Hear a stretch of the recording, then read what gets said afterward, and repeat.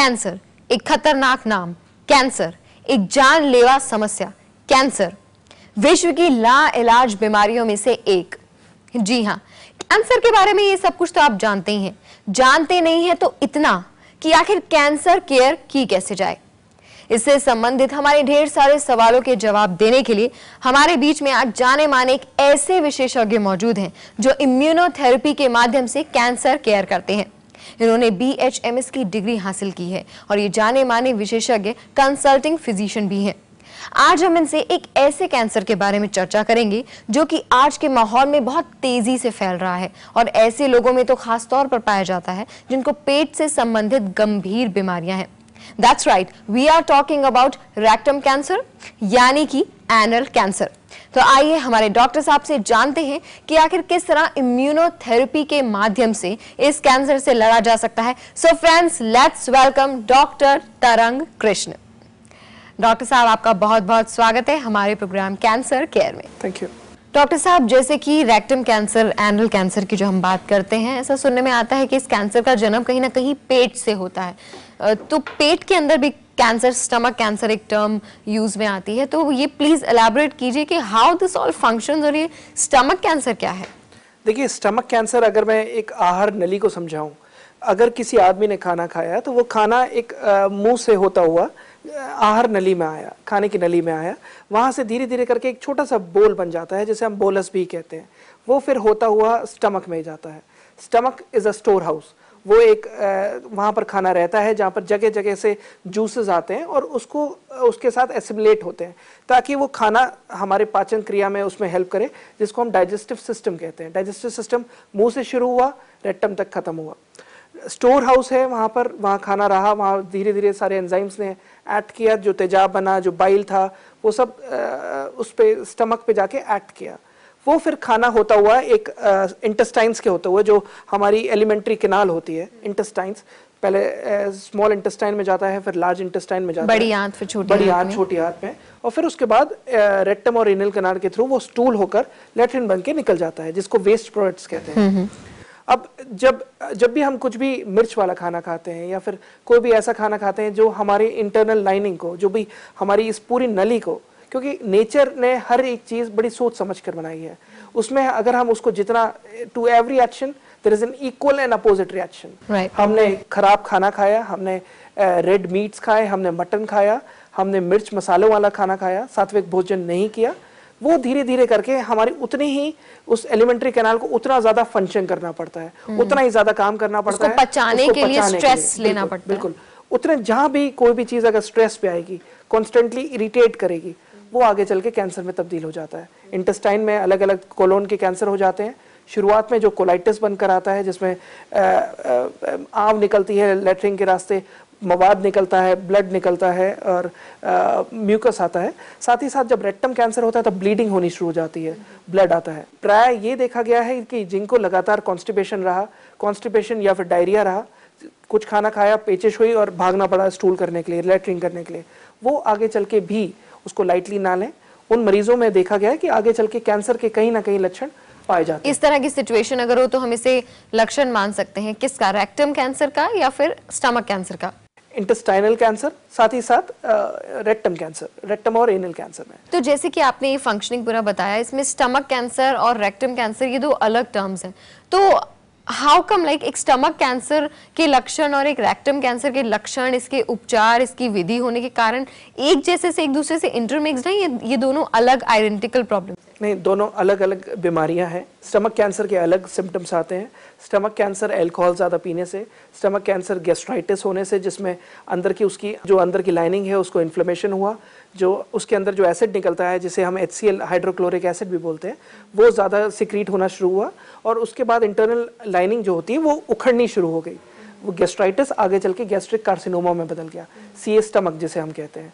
उसके अलग लक्षण हैं, उल्टियाँ आनी शुरू हो जाती हैं, उपकाइयाँ आनी शुरू हो जाती हैं, एसिडिटी, पाचन शक्ति में वीकनेस आनी शुरू हो जाती है, वेट लॉस होना शुरू हो जाता है। रेक्टम कैंसर में it's an all together different symptoms, अलग मैनिफेस्टेशन है। रेक्टम कैंसर के पाइल्स जैसे मैनिफेस्टेशंस होते हैं, ब्लीडिंग हो रही है, लगातार ब्लीडिंग हुई, जब स्टूल करने गए, जब लैट्रिन करने गए तो उसके साथ साथ ब्लड आ गया, कभी कभार ऐसा हुआ कि प्योर ब्लड आ गया। और साथ ही साथ ऐसा भी देखा गया है कि जो लोग पेशाब करने जाते हैं और यूरिन करने जाते हैं और यूरिन के साथ साथ उनके स्टूल भी आ जाता है। तो ये रेक्टम कैंसर के सिम्टम्स हैं। तो जो ये इम्यूनोथेरेपी है, ये थेरेपी आपको क्या लगता है कि किस हद तक कारगर है इस तरह के डेडली कैंसर से फाइट करने के लिए, whether it is a stomach cancer और whether it is a rectum cancer? Immunotherapy works for all types of cancer. ये हर प्रकार के कैंसर में कारगर है, हर प्रकार के कैंसर में लड़ने के लिए एक, क्योंकि शरीर की सक्षम शक्ति पर आधारित है। नॉर्मल सेल हम लोग एक्टिव कर रहे हैं। नॉर्मल सेल दवाइयाँ जो भी दी गई, नॉर्मल सेल की पावर खत्म हो गई थी, उन्हें बाहर से पावर दी गई, उन्हें बाहर से शक्ति दी गई। मैं एक बहुत ही लेमैन्स टर्म में समझाना चाहूँगा। कोई एक मंदिर है, उसमें आतंकवादियों ने उस पर अटैक किया, उसके अंदर सिविलियंस थे, 1000 सिविलियंस थे, 4 आतंकवादी थे।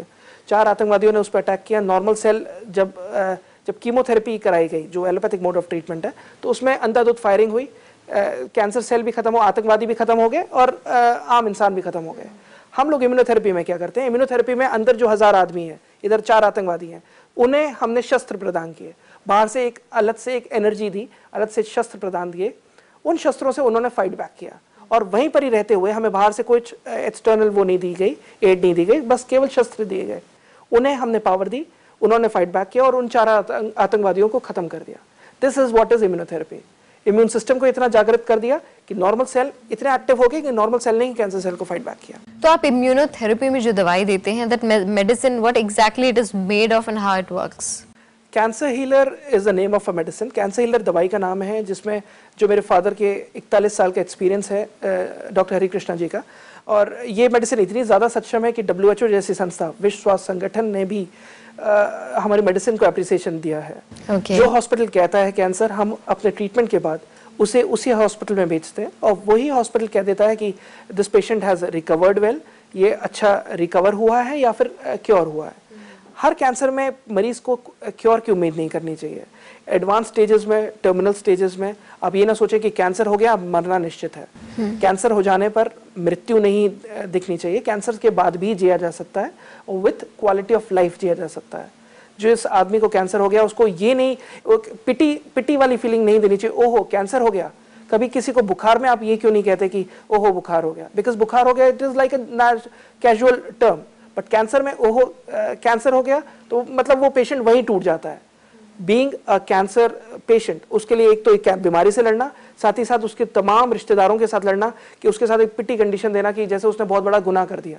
कैंसर हो जाना उसके हाथ में नहीं था, बट उसके साथ उसको लड़ने के लिए मदद दें, उसको एक राइट ट्रीटमेंट दें, जो हमारी मेडिसिन इम्यूनोथेरेपी के साथ होता है, जिसमें हम लोग बाहर से बूस्ट करते हैं इम्यून सिस्टम, और मेडिसिन से काफ़ी हद तक इस बीमारी से रिकवर किया जा सकता है, क्वालिटी ऑफ लाइफ से जिया जा सकता है। तो ऐसी सिचुएशन में जब stomach cancer, which is the digestive organ of our body, and rectum cancer, which is like a intestine kind of a carrier for our wet material food, तो ऐसे में किस तरह का खाना, किस तरह का आहार व्यवहार लेना चाहिए?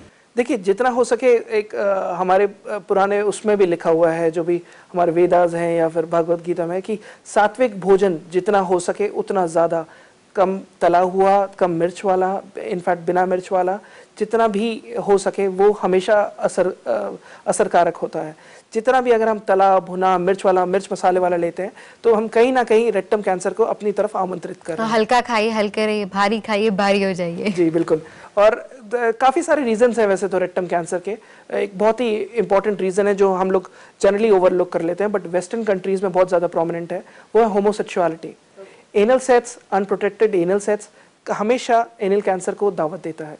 HIV में लोग HIV जहाँ हो गया तो वो अपने एड्स समझ के उसका ट्रीटमेंट शुरू कर देते हैं। साथ के साथ ये भी हो सकता है उसके साथ HIV से, अनप्रोटेक्टेड एनल सेक्स से एनल कैंसर्स के बहुत ज़्यादा लक्षण होते हैं और उससे एनल कैंसर के चांसेस काफ़ी ज़्यादा बढ़ जाते हैं। तो डॉक्टर साहब, जो भी दवाई है इम्यूनोथेरेपी के अंतर्गत जो दवाई आप देते हैं, इसके क्या साइड इफेक्ट्स नहीं? इतने भारी भारी कैंसर्स को ये हील करती है, तो इसके साइड इफेक्ट कुछ तो होंगे।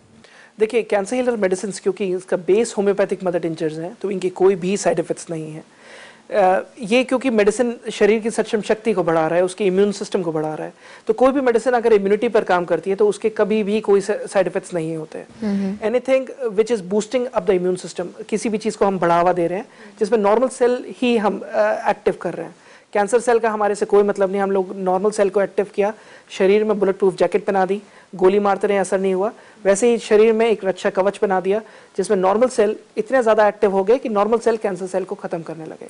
तो जिस मेडिसिन की आप बात कर रहे हैं, कैंसर हीलर, ये बीमारी को देखकर आप डिसाइड करते हैं, एक पेशेंट की इम्यूनिटी देखकर आप डिसाइड करते हैं कितना डोज देना है, उम्र देखकर डिसाइड करते हैं, किस तरह करते हैं? देखिए, किसी की इम्यूनिटी, उसके साथ उसकी एज, उसके सेक्स, उसके बीमारी की एक्सटेंट, जिसको बीमारी कितनी फैली हुई है, उसकी स्टेज क्या है, कहाँ तक पहुंची हुई है और कब तक कितनी जल्दी इसे रोकथाम करना ज़रूरी है, उस एनोटेशंस के हिसाब से हम लोग डिसाइड करते हैं कि कितनी डोसेज हमें देनी चाहिए। साइड इफ़ेक्ट्स कुछ नहीं है, ये दवाई इतनी सेफ है कि 3 साल के बच्चे को भी हम 2 दिन में अगर ख़त्म कराते हैं, 3 दिन में भी ख़त्म कराते हैं, तो दैट्स वेरी सेफ। ये दवाई इतनी ज़्यादा सेफ है कि ये गर्भवती महिलाओं को भी दी जा सकती हैं, जिनके परिवार में कभी किसी को कैंसर रहा हो, जिनकी नानी को, मदर को या फिर कोई सिस्टर को कैंसर रहा हो, तो उन बच्चों को बचाने के लिए कि फैमिली में एक बार कैंसर आ गया तो आगे आने वाली जनरेशन्स हमेशा एक रिस्क फैक्टर में रहती हैं, उनको बचाने के लिए भी दी जा सकती हैं। तो इनके कोई भी साइड इफ़ेक्ट्स नहीं है और बस ऊपर वाले ने उम्र देनी चाहिए। हम हमेशा ये कहते हैं, अगर ऊपर वाले ने उम्र दी है तो हमारे टचवुड कोई मरीज़ कैंसर से सफ़र नहीं करता। डॉक्टर साहब, आज की बातचीत भी बहुत ही दिलचस्प रही and it was great conversating with you. बहुत ही वैल्यूएबल जानकारियाँ आपने दी, कीमती वक्त आपका दिया, उसके लिए मैं बहुत बहुत आपका शुक्रिया अदा करना चाहूँगी। Thank you so much. Thank you. तो दोस्तों, आज के हमारे एपिसोड में आपने जाना कि स्टमक कैंसर हो, रेक्टम कैंसर हो, कोई भी कैंसर हो, इलाज संभव है। बस आप हिम्मत मत खोइए, आप हौसला रखिए। अगर आपको लगता है आपका स्वविवेक काम करता है, आपकी एनालिटिकल पावर काम करती है और आप कन्विंस होते हैं, आपको लगता है कि आपको इम्यूनोथेरेपी को अपने जीवन का हिस्सा बनाना चाहिए, कोई सवाल है, कोई शंका है, कोई समस्या है, तो आप हमें इस पते पर कांटेक्ट कर सकते हैं। Doctor Krishna's cancer care centre, E23 sector 27, Noida, UP. Phone number 0120-422-5505, mobile number 0981006264, 0931260336, 0931006265, email info@cancerhealer.in, website www.worldcancercare.com। तो दोस्तों, आपको जाते जाते याद दिला दूं कि कैंसर से आपको डरने की बिल्कुल भी जरूरत नहीं है। आप उससे डटकर मुकाबला कर सकते हैं, पर वो तब कर पाएंगे जब आपके पास पूरी जानकारी होगी, और जानकारी देने के लिए हम आपके साथ हैं ही। कैंसर केयर प्रोग्राम आपके साथ है, बस आप इस सफर में हमारे हमसफर बने रहिएगा। फिलहाल आपसे इजाजत लेती हूँ, अगले एपिसोड में फिर से मुलाकात होगी। आप अपना और पूरे परिवार का ख्याल रखिएगा, क्योंकि हमारी कामना आपका आनंदमय जीवन। Take care.